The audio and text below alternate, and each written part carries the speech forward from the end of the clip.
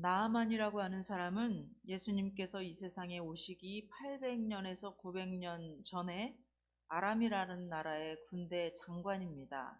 왕 다음가는 서열 2위의 실세입니다. 그에게는 권력이 있었고 부가 있었고 명예가 있었습니다. 외적인 조건에서는 흠잡을 것이 없는 화려한 인생이었습니다. 그러나 그에게는 치명적인 부족함이 있었습니다.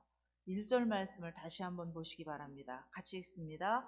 아람 왕의 군대 장관 나아만은 그의 주인 앞에서 크고 존귀한 자니 이는 여호와께서 전에 그에게 아람을 구원하게 하셨음이라. 그는 큰 용사이나 나병 환자더라. 아멘. 그는 큰 용사이나 나병 환자더라. 이 한 줄의 말이 그의 인생을 얼마나 무력하게 만들어버리는지 모릅니다. 나병은 감각을 잃어버리는 병입니다. 상처가 나고 다쳐도 고통이 없기 때문에 내가 아픈 줄, 다친 줄 몰랐다가 결국 발가락이 떨어져 나가고 손가락이 뭉그러져야만 그때야 내가 병이 들었구나라는 것을 알게 되는 병입니다. 그래서 사람들은 나병을 천형이라고 불렀습니다. 하늘이 내린 형벌이라고 불렀습니다. 나아만은 크고 존귀한 자였고 부유했고 명예가 있었고 권력이 있었고 큰 집과 아내와 많은 종들을 거느렸지만 뭐 하나 부족한 것이 없었지만 나병 환자였습니다. 앞에 붙은 수식어가 많으면 많을수록 이 나병 환자라고 하는 말 한마디 때문에 다 쓸데없이 되어버리는 것입니다. 그런데 우연인지 그의 인생에 아주 보잘것없는 소녀 하나가 등장을 합니다. 2절, 3절 말씀도 보시기 바랍니다. 같이 읽겠습니다. 전에 아람 사람이 떼를 지어 나가서 이스라엘 땅에서 어린 소녀 하나를 사로잡음에 그가 나아만의 아내에게 수중 불더니 그의 여주인에게 이르되 우리 주인이 사마리아에 계신 선지자 앞에 계셨으면 좋겠나이다. 그가 그 나병을 고치시리이다 하는지라. 아멘.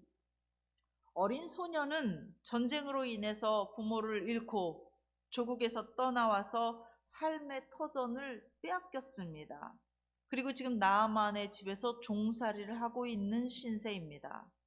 과거의 평안함을 다 빼앗겼고 현실은 비참하고 미래마저 기대할 것 없는 이 소녀가 모든 것이 어쩌면 이 나아만 때문에 생긴 일입니다. 적국의 수장이었던 나아만과 관련이 있습니다. 그는 조국의 원수였고 부모님의 원수였고 또 지금 나의 원수이기도 합니다. 그런데 참 이상합니다. 하나님께서는 이 어린 소녀의 마음속에 나아만 장군을 향한 긍휼을 심어주셨습니다. 개인적인 원한에 앞서 병으로 인해서 고통받는 한 인간에 대한 긍휼의 마음을 갖게 하신 것입니다. 어린이가 어른을 바라보면서 종이 주인을 상대로 아무것도 없는 자가 전부를 가진 자를 바라보며 긍휼의 마음을 갖는 것입니다. 이 어린 소녀에게 누가 그런 마음을 주셨겠습니까? 하나님이 주신 것입니다. 우리 주인이 사마리아에 계신 선지자 앞에 계셨으면 좋겠나이다. 어떻게 어린 소녀의 입에서 이렇게 명쾌한 솔루션이 제시될 수 있겠습니까? 이 소녀는 하나님에 대해서 정확히 알고 있었습니다. 나만 장군은 이방인이었습니다. 예수님 당시까지만 해도, 아니 지금도 유대인들은 자기 민족만이 하나님의 백성으로 믿고 있습니다. 맹목적 종교라고 하는 것이 얼마나 무서운지, 하나님은 우리 민족의 하나님이 있기 때문에 전쟁을 해도 하나님께서 우리 민족을, 우리 나라를 도우실 것이라고 믿는 것입니다. 내가 무슨 짓을 하고 살아도 난 하나님의 자녀이니까 하나님은 내 편이고 나는 반드시 이긴다. 이것이 무슨 사춘기 청소년의 개인적 우화이겠습니까? 지금도 다윗과 골리앗의 싸움이라는 이름을 걸고 하나님은 우리나라에게 반드시 승리를 주실 것이라고 외치고 있습니다. 사랑하는 여러분, 영적인 눈을 뜨고 분별하실 수 있기를 바랍니다. 모세의 시절에는 이스라엘이 하나님의 택한 백성인 것이 정확히 맞습니다. 그러나 예수 그리스도께서 십자가에서 구원의 길을 열어 놓으신 이후 온 세상에는 잃어버린 하나님의 백성들이 살고 있습니다. 이스라엘에도 하나님의 자녀가 있고 하마스에도 하나님의 자녀가 있습니다.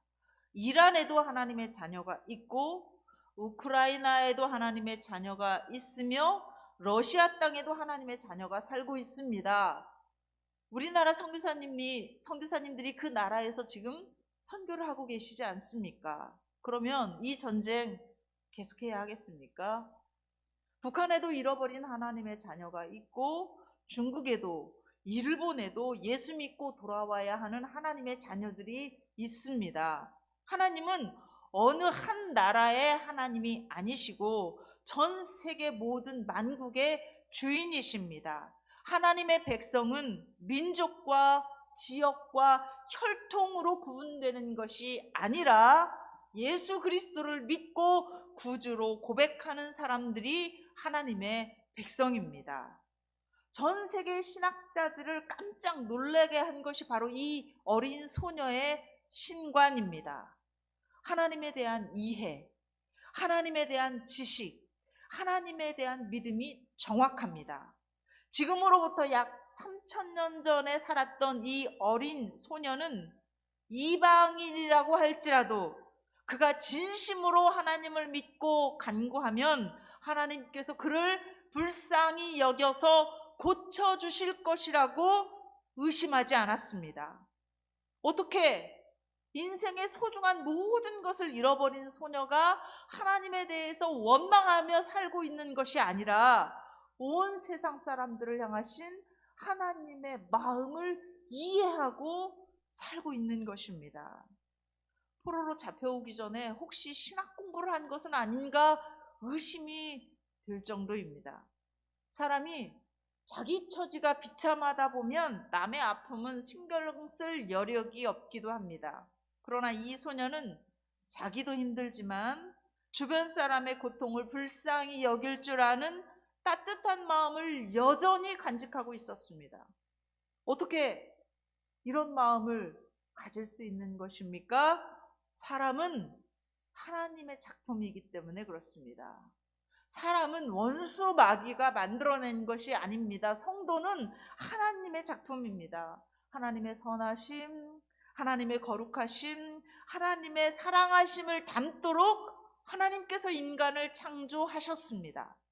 죄를 짓고 그 좋은 모든 것을 잃어버리기는 했지만 예수님을 믿는 순간, 우리와 하나님과의 관계가 회복되는 순간 우리는 그 아름다운 것을 다시 찾게 되는 것입니다.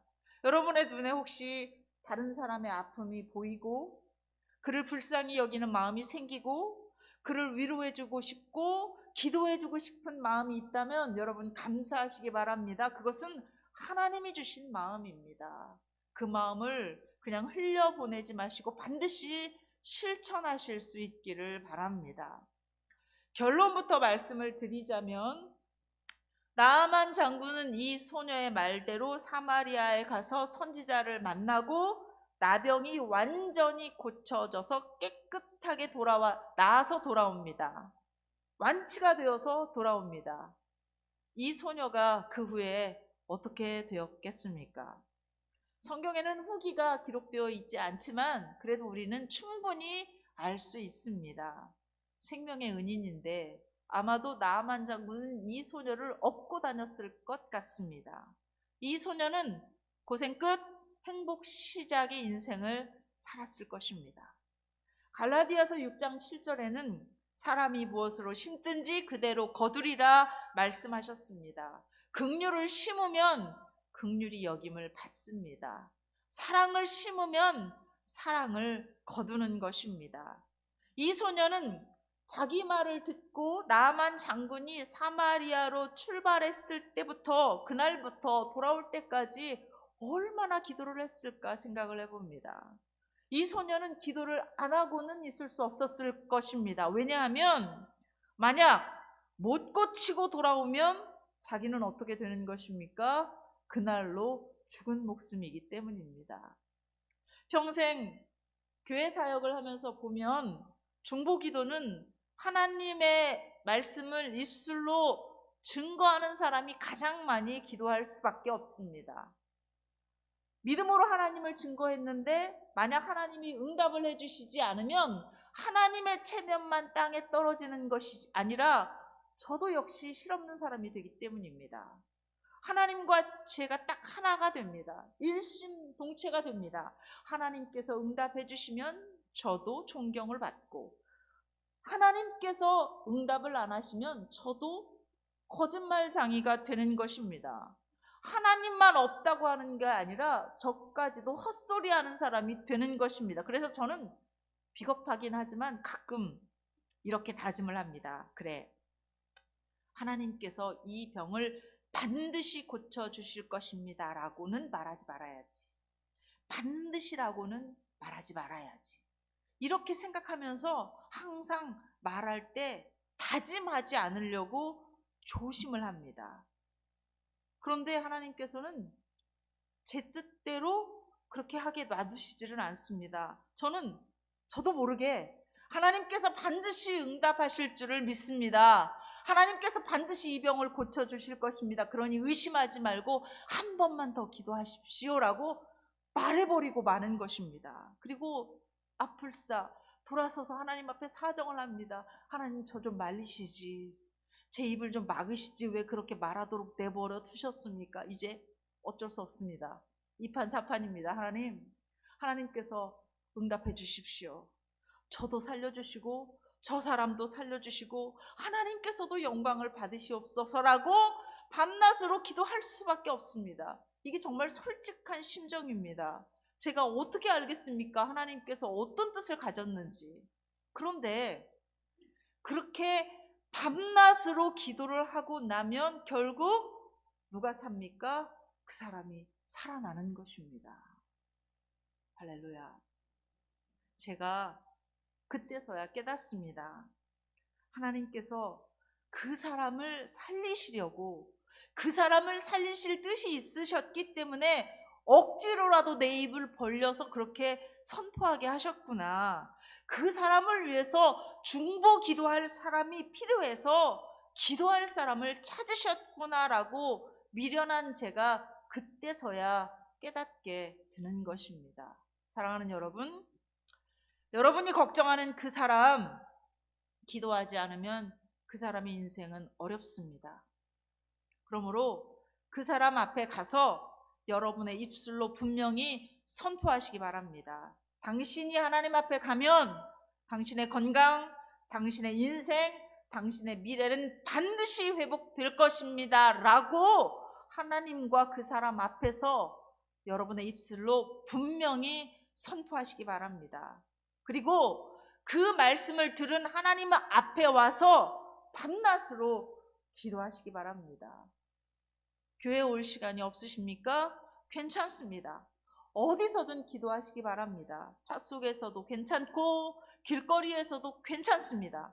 생각날 때마다 기도하시기 바랍니다. 걱정의 말을 싹 다 기도의 말로 바꾸실 수 있기를 바랍니다. 그래서 여러분도 저처럼 그 사람을 살리시려고, 그 사람을 구원하시려고 나로 하여금 입으로 선포하게 하셨구나.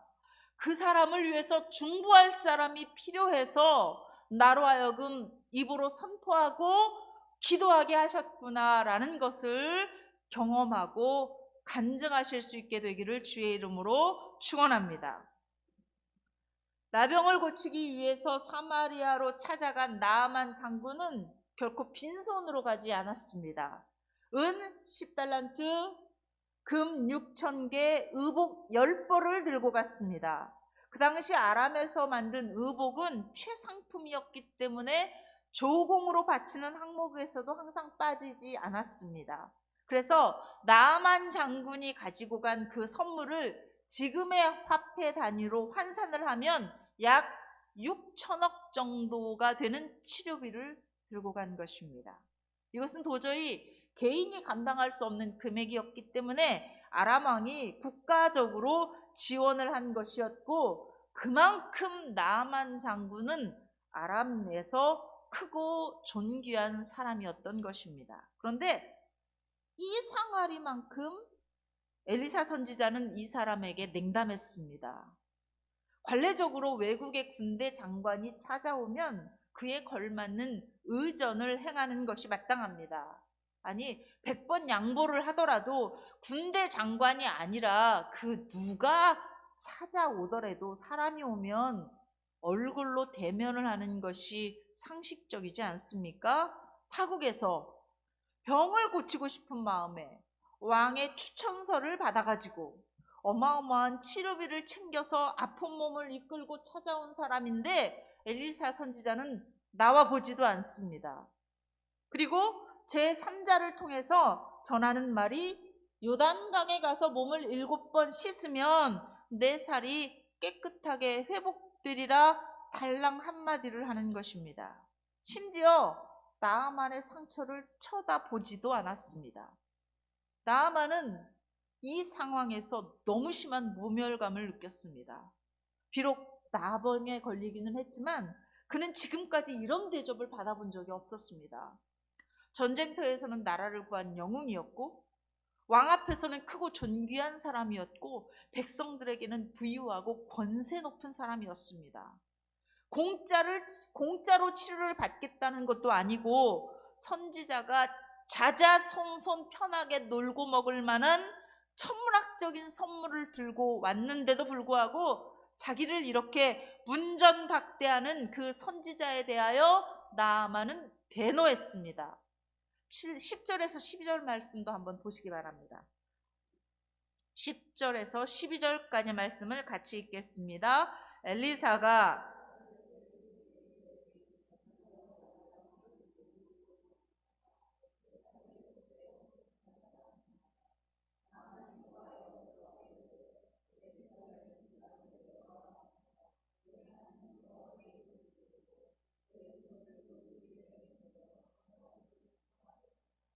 다메섹강 아바나와 바르발은 이스라엘 모든 강물보다 낫지 아니하냐.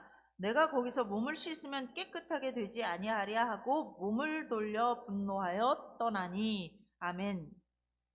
오늘 본문에서 나아만 장군이 어떻게 반응했는가는 히브리어 문법의 계속적 와우 용법과 미완료 단어가 결합된 세 개의 단어로 설명을 하고 있습니다. 나아만 장군은 분노했고 말했고 떠났습니다. 그 무례함과 그 냉담함에 대하여, 그 거절함과 무시당함 앞에서 어쩌면 저와 여러분이라도 그랬을 수 있습니다. 그러나 우리는 이 부분에서 인간적인 감정은 잠깐만 내려놓고 나아만 장군이 이곳에 온 목적이 무엇인가를 한번 생각해 보시기 바랍니다. 나아만은 지금 장군으로서 온 것이 아니라 환자로 온 것입니다. 선지자가 나아만 장군의 치료를 거부했습니까? 아닙니다. 선지자는 나아만 장군의 치료를 거절하지 않았고 치료를 위한 매우 명확한 방법까지 제시했습니다. 심지어 그 방법은 어려운 것도 아니었습니다. 병거에서 내려와서 갑옷을 벗고 요단강물에 몸을 7번 담그라는 것입니다. 그러면 깨끗하게 나을 것입니다. 치료법을 알려주었는데도 나아만이 선지자에게 이토록 화를 내는 이유는 무엇입니까? 선지자가 자신을 맞이하는 방법이 마음에 들지 않았고 선지자가 자기를 치유하는 방법이 자기 마음에 들지 않았기 때문입니다. 다른 일반 나병 환자에게는 그렇게 해도 괜찮겠지만 나는 군대 장관인데 버선발로 나와서 자기를 맞이하기를 바랬던 것입니다. 가장 높은 자리에 앉히고 경의를 표해야 한다는 것입니다. 자기는 군대 장관이니까 그렇게 해야 하는 게 마땅하다는 것입니다. 또 선지자가 치유하는 방법도 나아만은 마음에 들지 않았습니다. 나아만은 이렇게 말합니다. 그가 내게로 와서 서서 그의 하나님 여호와의 이름을 부르며 그의 손을 그 부위에 흔들어서 나병을 고칠까 하였도다. 제가 여러분의 이해를 돕기 위해서 나아만 장군이 원한 방식으로 한번 해보겠습니다. 나아만 장군에게 손을 이렇게 들고 부위에다가 들고 주여 물러가라, 주여 물러가라, 이렇게 고치기를 원했다는 것입니다. 방울만 들면 딱 무당 목사입니다. 왜 하나님이 이렇게 고쳐야 합니까? 이것이 바로 아주 무서운 신앙관입니다. 포항믿음교회에서 1년 52주 내내 강대상에서 빠지지 않고 하는 말씀이 무엇인지 아십니까?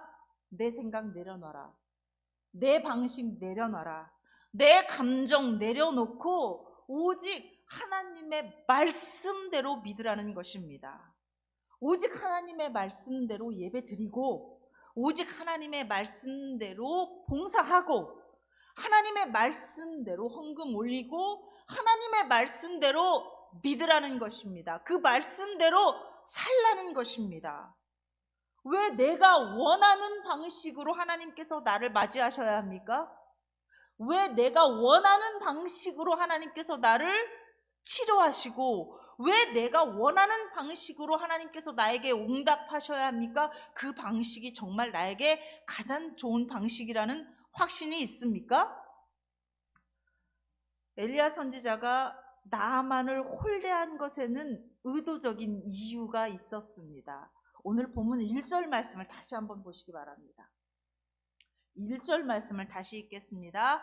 아람 왕의 군대 장관 나아만은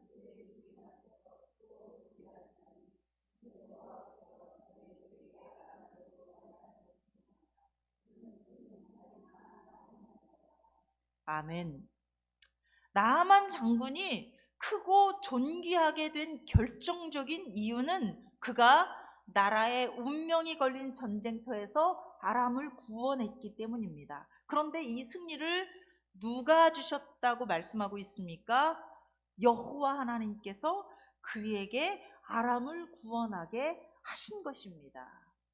하나님께서 그에게 은혜를 베풀어 주셨기 때문에 그가 크고 존귀한 사람이 된 것입니다. 그렇다면 만약 그의 인생에서 하나님의 은혜를 빼면 무엇이 남습니까?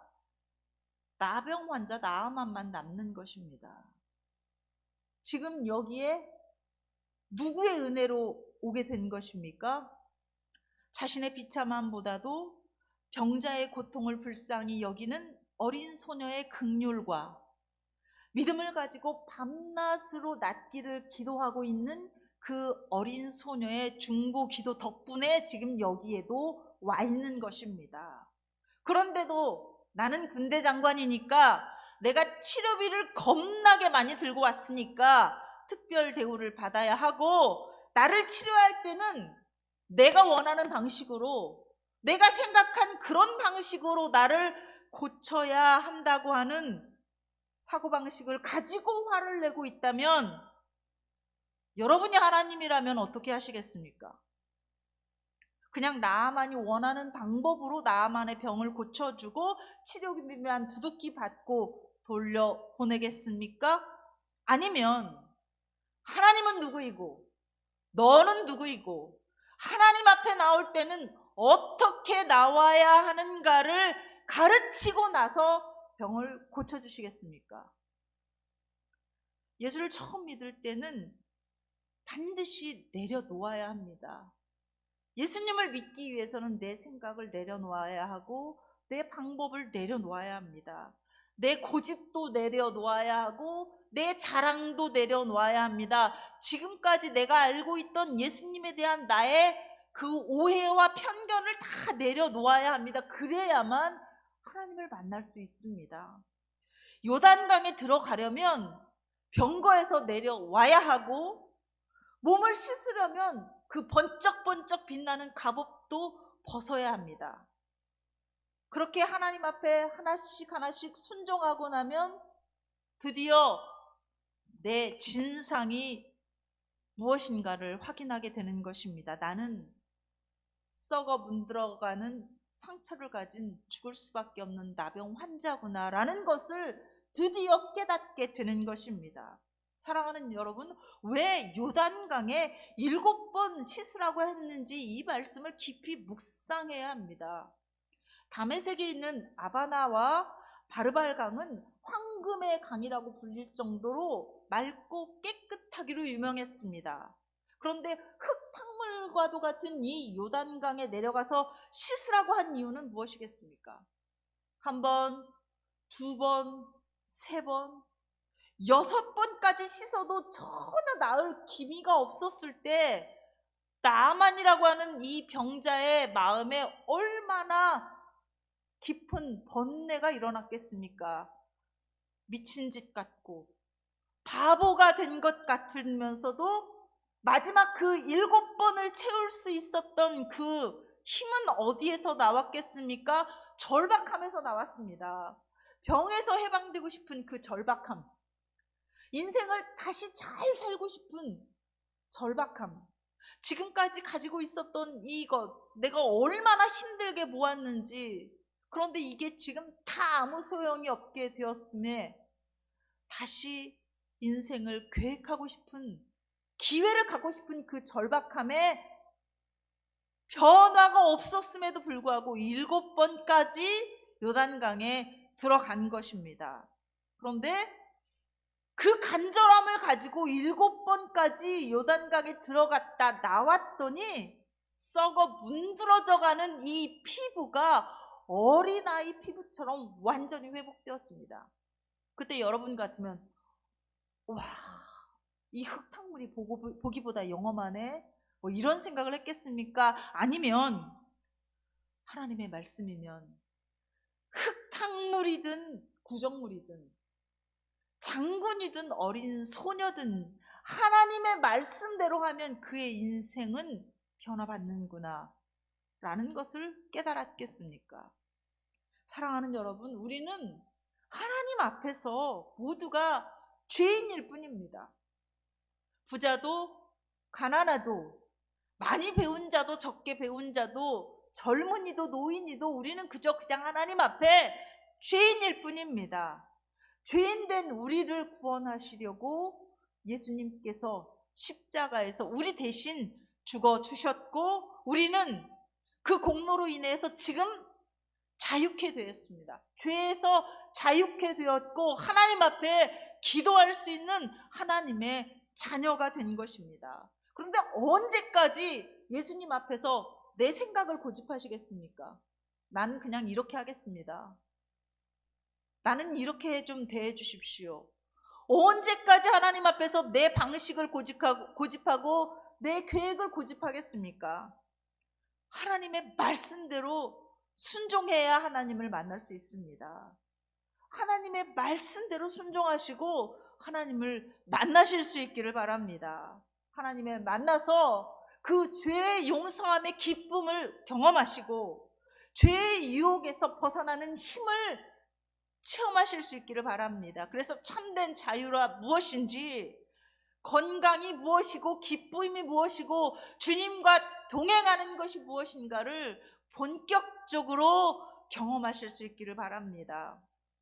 11월 3일에 있는 포항믿음교회 가족들을 초청하는 가족 초청데이에 여러분이 그 축복의 통로가 되어서 나를 통해서 다른 사람이 생명을 얻는 그 기쁨도 맛보셔야 하지 않겠습니까?